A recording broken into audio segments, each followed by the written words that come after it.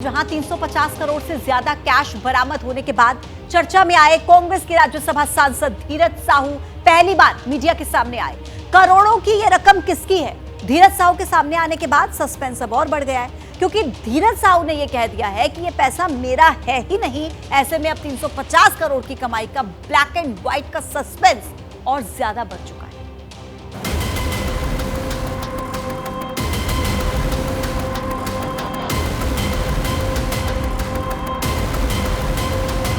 सारा पैसा मेरा नहीं है।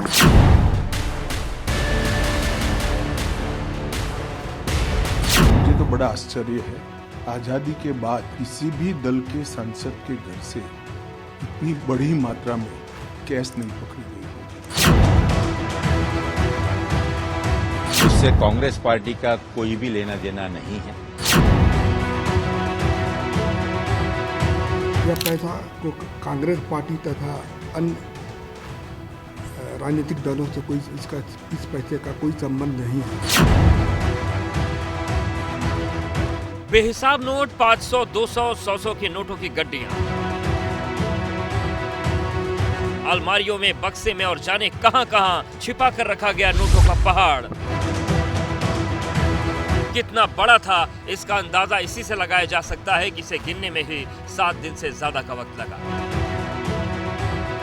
7 दिनों बाद जब इस दौलत का आंकड़ा सबके सामने आया तो आंखें खुली रह गईं। सिर्फ नोट ही 350 करोड़ से ज्यादा के थे। इन नोटों की बरामदगी के साथ ही कांग्रेस के राज्यसभा सांसद धीरज साहू भी चर्चा में आ गए, क्योंकि ये नोट धीरज साहू से जुड़ी कंपनियों के ठिकानों से ही बरामद हुए थे। नोटों की इस पहाड़ को देखकर आपको जितना अचरज हुआ होगा, उससे ज्यादा अचरज अब आपको होने वाला है। सुनिए 350 करोड़ से ज्यादा की दौलत पर धीरज साहू क्या कह रहे हैं। हम लोग के पास हर बिजनेस जो है, इसमें जितना भी तरह का जो फर्म है, हम लोग का परिवार का नाम से है। हम वो लोग कैसे काला धन को शो कर रहा है, वो तो खैर इनकम टैक्स ही बताएगी। इनकम टैक्स का भी जवाब आने दीजिए, काला धन है या सफ़ेद धन है, वो तो इनकम टैक्स का इसका जवाब देगी। तो मैं बिजनेस में नहीं हूँ, हमारे परिवार वाले इसका जवाब देंगे। किस तरह से लोग इसको देख रहे हैं, इसका बारे में तो हमको नहीं पता। लोग क्या सोचते हैं, क्या नहीं सोचते हैं। रकम 1-2 करोड़ नहीं, 350 करोड़ से ज्यादा है। लेकिन धीरज साहू संत भाव से कह रहे हैं कि पैसा मेरा नहीं है। इस पैसे की बरामदगी के लिए आयकर विभाग ने ओडिशा और झारखंड में छापेमारी की। ओडिशा के बालंगीर, तितलागढ़, राउरकेला, संबलपुर, सुंदरगढ़ में छापेमारी हुई। वहीं झारखंड के लोहरदगा और रांची में छापेमारी हुई। सबसे ज्यादा पैसा ओडिशा के बालंगीर से बरामद हुआ। यहाँ 10 अलमारियों में नोटों के बंडल भरे हुए थे। इस पैसे को गिनने के लिए आयकर विभाग ने बैंकों को 50 कर्मचारियों को काम पर लगाया। नोट काउंटिंग की 40 मशीनों की मदद ली गई। 5 दिन में पूरे नोटों की गिनती हुई। 176 बैग में भरकर नोट बैंक में जमा कराए गए। जब इस अथाह दौलत का खुलासा हुआ, तभी से धीरज साहू और कांग्रेस पर सवाल उठने लगे थे। मुझे तो बड़ा आश्चर्य है, आजादी के बाद किसी भी दल के सांसद के घर से इतनी बड़ी मात्रा में कैश नहीं पकड़ी गई होगी। करोड़ों रुपए का कैश सांसद के घर से मिलता है और पूरा इंडी अलायंस मौन है इस करप्शन पर। मैं तो पूछना चाहूंगा इनके साथियों को, कांग्रेस का मौन तो हमें समझ में आता है, क्योंकि इनकी फितरत ही भ्रष्टाचार की है। इन सवालों के बीच ओडिशा से झारखंड तक धीरज साहू के खजाने की तलाश होती रही। आयकर विभाग की टीम ने रांची और लोहरदगा में धीरज साहू के घरों पर जियो सर्विलांस सिस्टम की मदद से जमीन के नीचे छिपे खजाने की तलाश की। आयकर विभाग को शक था कि धीरज के घर में जमीन के नीचे खजाना गड़ा हो सकता है। इन खोजबीन और बरामदगी के बीच धीरज साहू ने चुप्पी तोड़ी तो सिर्फ अपना बचाव ही नहीं किया, अपनी पार्टी कांग्रेस का भी बचाव किया। आपकी जानकारी के लिए मैं बता दूं कि जो कैश पकड़ा गया है और शराब बिक्री का पैसा है, क्योंकि शराब व्यापार में सारा सेल कैश से होता है। यह पैसा सेल कलेक्शन था।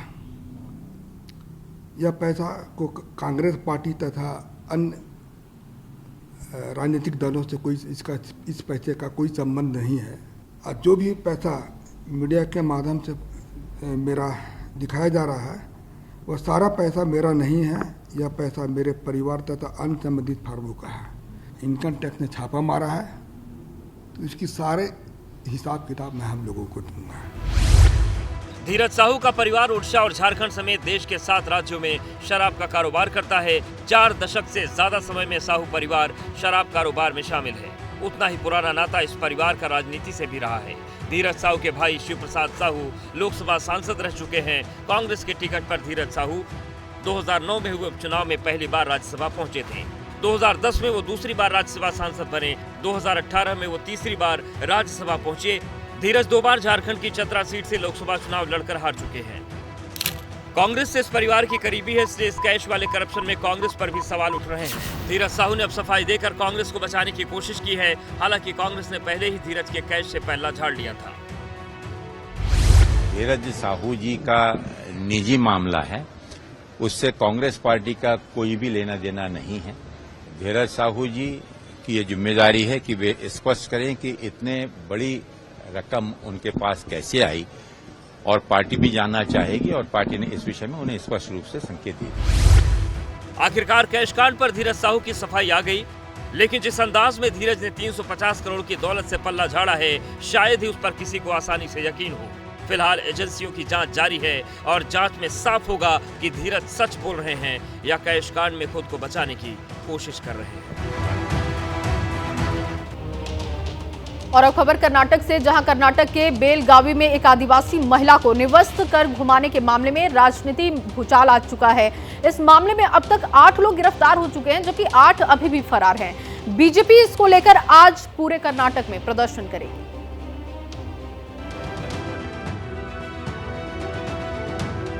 कर्नाटक के बेलगावी जिले के छोटे से गांव होसा वंतामुरी में अचानक राज्य के मंत्रियों और पुलिस के बड़े अफसरों के आने जाने का सिलसिला तेज हो गया है।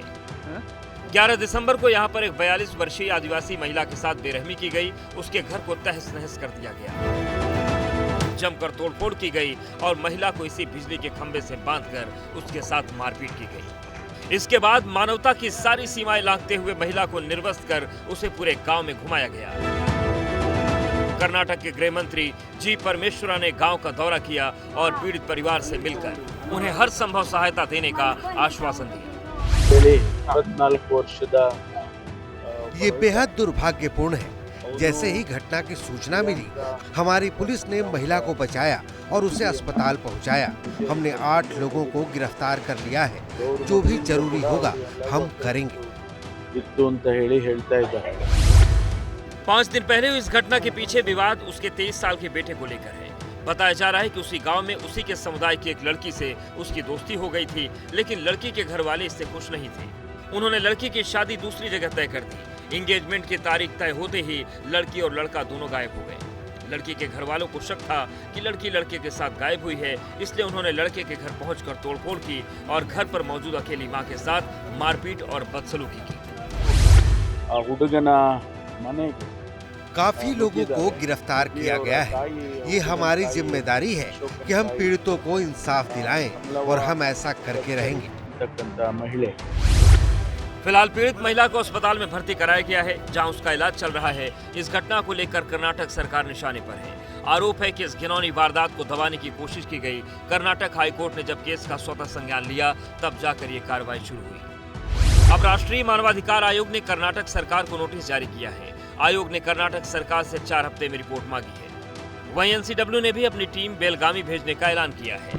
टीम मेंबर डलीना के साथ जा रही है और उस पे जांच करेगी, विक्टिम से भी मिलेगी और उसकी वेलबींग को ध्यान में रखते हुए उससे पूछा जाएगा कोई हेल्प मिली है या नहीं। इस बीच इस मामले ने राजनीतिक तूल पकड़ लिया है। बेलगावी की घटना की गूंज दिल्ली में सुनाई दे रही है। संसद के बाहर बीजेपी सांसदों ने कर्नाटक के बेलगावी की घटना को लेकर प्रदर्शन किया। बीजेपी अध्यक्ष जेपी नड्डा ने घटना स्थल का दौरा करने के लिए 5 सदस्यीय फैक्ट फाइंडिंग समिति का गठन किया है।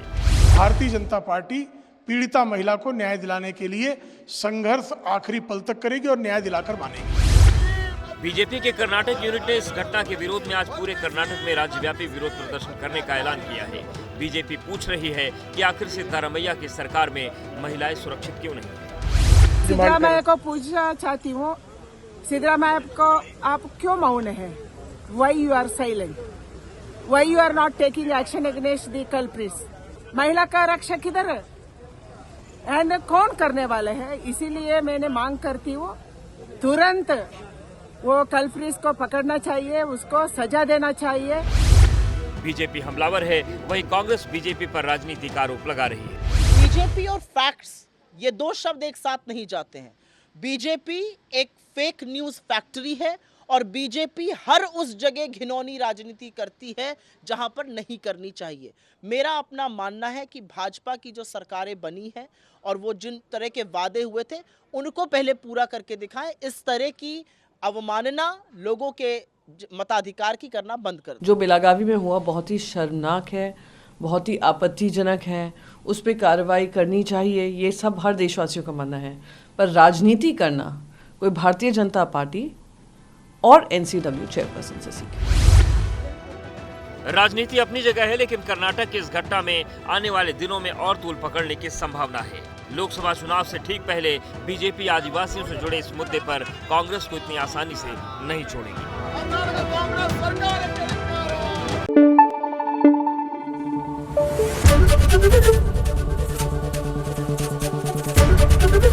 एबीपी न्यूज आपको रखे आगे।